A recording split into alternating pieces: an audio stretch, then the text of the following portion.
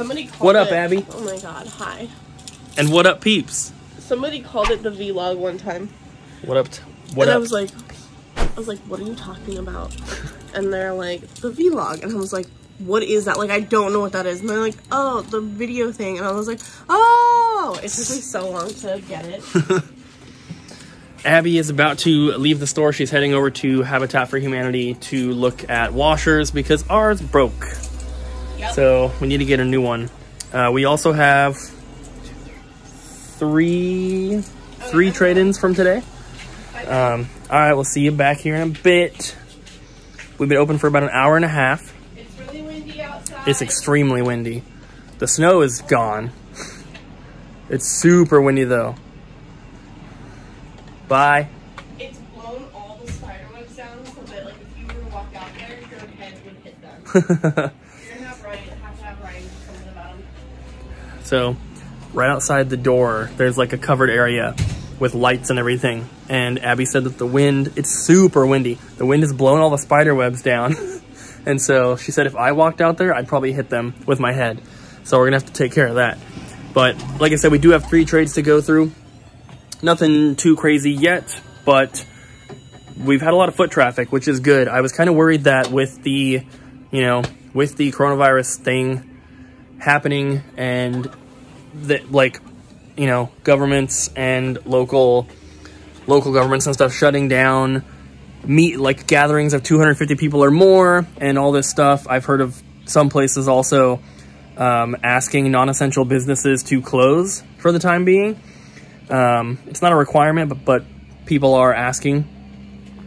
We're definitely not doing that. We can't. I mean, we can afford to close for maybe like a week or so if we really, really have to, but it wouldn't be good, obviously. Losing a week's worth of sales would not be good. So we're doing all right. Like I said, I'm surprised how much foot traffic we've still had. And I'm very happy that we've had it too, because I'm part of a Facebook group that's a bunch of video game store owners, and some of the people in there are talking about, they're not getting any customers, they're not making any sales. I guess it just kind of depends on where you are, but luckily people around the Portland area here are not freaking out as much as some other spots in the country are, I suppose, at least in the gaming community. So let's take a look at these trades. The first trade we got in this morning was just this one copy of Finding Nemo for the GameCube. The guy that traded this in found this after he came in yesterday and traded in a stack of GameCube games, which included the Mario Kart and stuff. So he found this one after he went back home and brought it back today. Then we have these here. These are really not exciting, but the guy took store credit, and it wasn't very much. A disc-only Madden, a PAL version of basically the Sonic's Ultimate Genesis collection, but it's the Mega Drive collection. Prototype 2, and then a bunch of sports games. He tried to take these all to GameStop. GameStop wouldn't take any of them. He brought them here, and I was like, I mean, I can give you like a couple bucks in store credit, but that's pretty much all I can do. And he said that's fine. He'll take it because he's also going to come back with other stuff now. And he's not even going to try to go to GameStop. He's got a big Wii bundle, he said, and also a PS2 bundle. So he will probably be bringing those back in tomorrow, I think is what he said. And then we got this stuff here. We have a complete copy of Dog's Fashion. Look at that guy. To be honest with you, I'm probably going to hold on to this one. I don't think I have it yet. I'm going for complete collections for pretty much everything I collect for. So even terrible filler titles like this for the Game Boy Advance, if I don't have it, I still will hold on to it. Obviously, I don't do that with like PS2 or PS1 or anything. I just cardboard box stuff primarily. Even Genesis, I don't keep everything I don't have. But, why not? This is just an empty case here. There's a Ninja Gaiden 2 manual.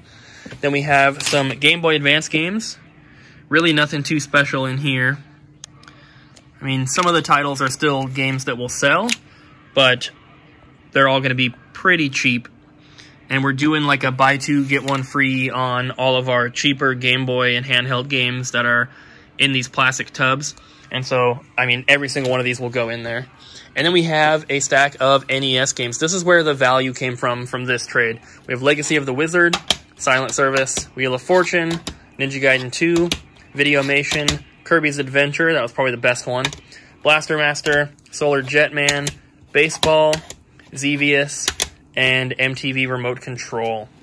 So those are all the trades so far. It's a beautiful day out. It's really windy, like I said, and it's kind of cold, but it is sunny, which is good. We have a little PS3 trade in here. We have Injustice, Lego Marvel Superheroes, MotorStorm, Rainbow Six Vegas 2, Call of Duty Ghosts, Call of Duty Black Ops 2, Kane Lynch 2, Need for Speed Hot Pursuit Limited Edition, and Super Street Fighter 4 Arcade Edition. So we've got 2 more trades here to show you guys. We have a Cool Borders 3, boxed copy of Ready to Rumble Boxing. This is in pretty good shape. This might be a condition upgrade for my personal copy. I'll have to compare it. Dynasty Warriors 5, Mercenaries, and Final Fantasy 12.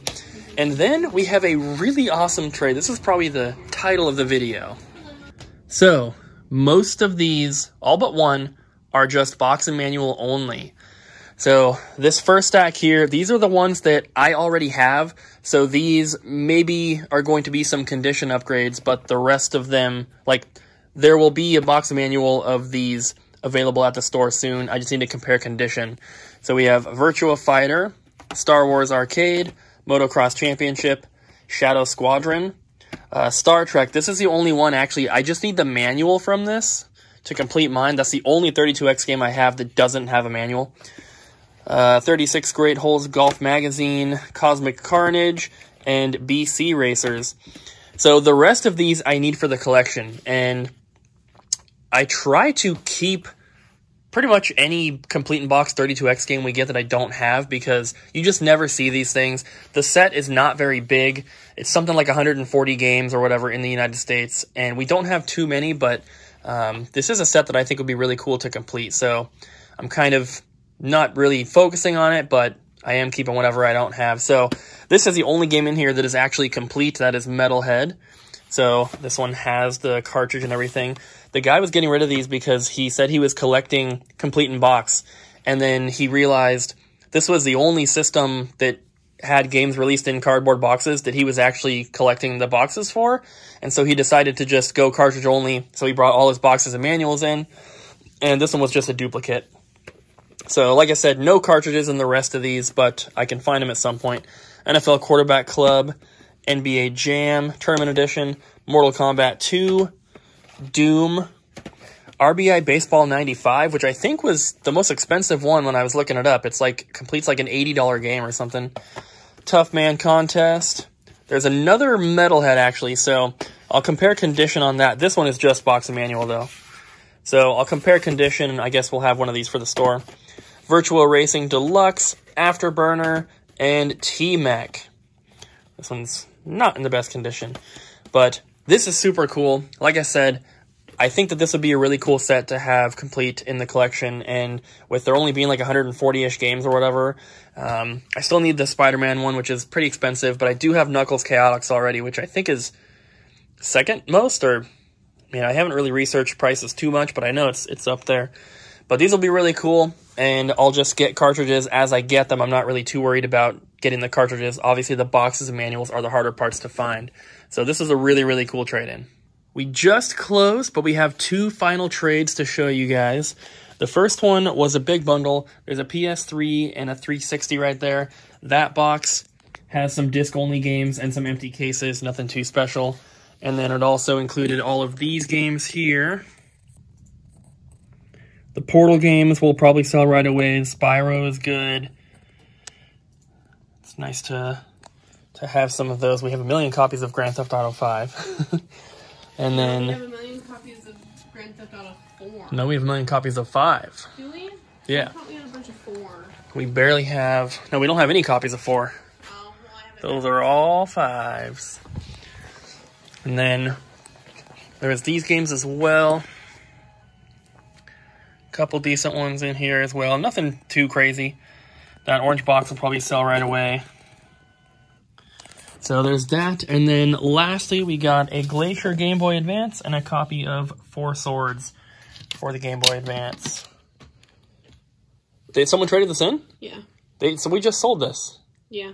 Because that's the wrong colored battery cover that I put on one the other day.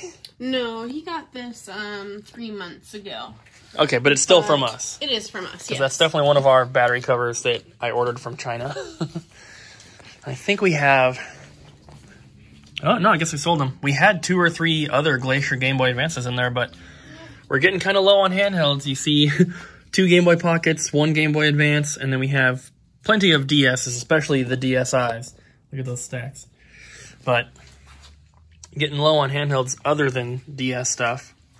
We don't have any PSPs, we don't have any Vitas, at least that are ready to go. We have some that need to be repaired. Are you ready to go home? Just about. All right. Were sales good today? Mm-hmm. They were good. I'm tired, though. Me too. So, I showed you guys yesterday we were sending in a bunch of discs to Amazon, and we got those done. Ryan got them all resurfaced and everything.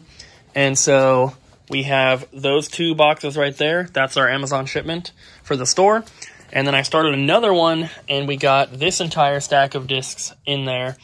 These all still need to be resurfaced and put into cases, which we don't even have cases. So I'm ordering some off of eBay, just the plain, like, the slim jewel case ones.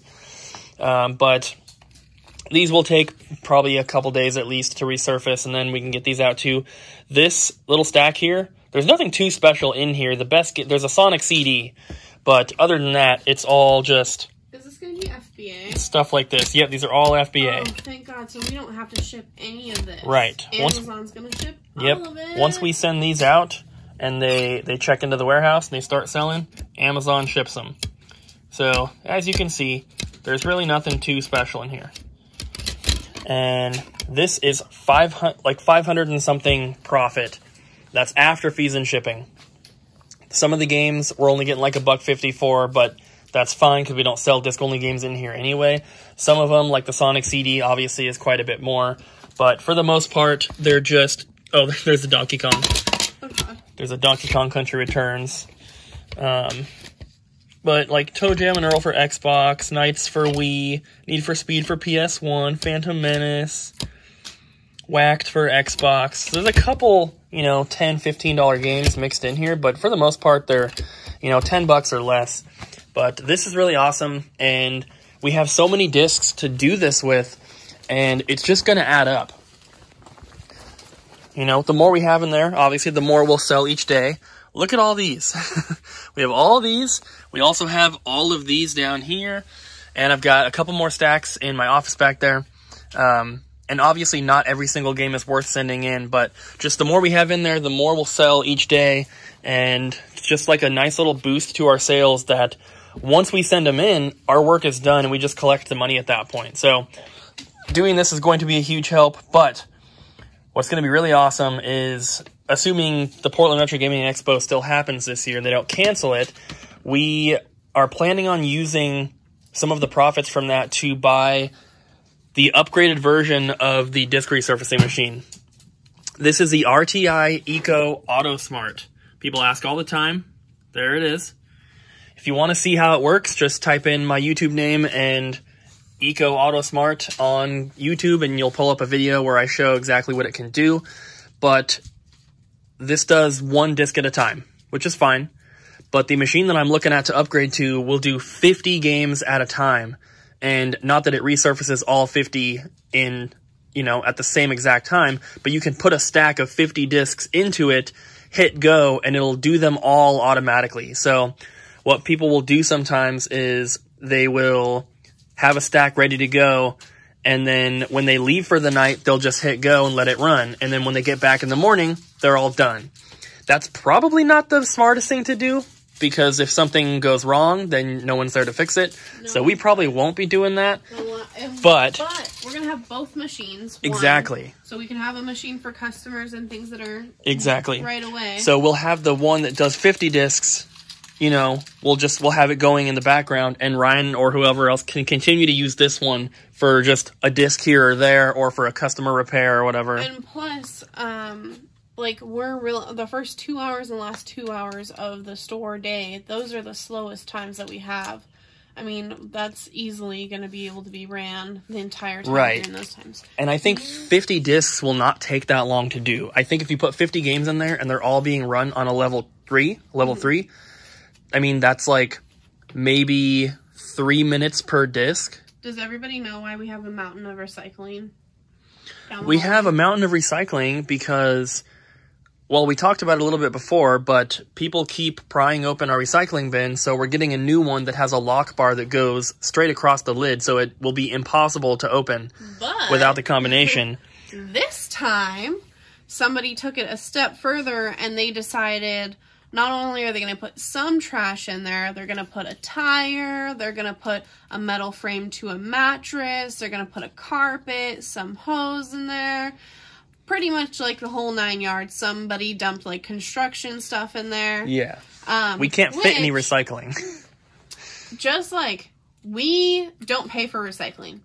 Like it's included because like Washington and Clark County are very much like they want you to recycle. They really push people to do so. So it's business owners are not charged for it. There's a free program that we qualified for, basically. But when you put stuff like this in there, we get charged. If you throw trash in the recycling bin, the whole recycling bin is considered trash, and then you get charged a removal fee, which is $35 for the 1 yard container, which is what we have. So there's trash in there right now, which I have called, and they're not charging us. They're going to come dump it. They're actually going to empty it, then they're going to replace it on Tuesday. The reason they haven't done it so far is because they didn't have the size container that we ordered. So we have a 1 yard container right now. We're swapping it out for a 1.5 yard, so we're going to have more space. It's still free. We just have to pay a swap fee, which is like $30, I think. And we're going to get the bigger one with the better locking bar. It'll be more secure.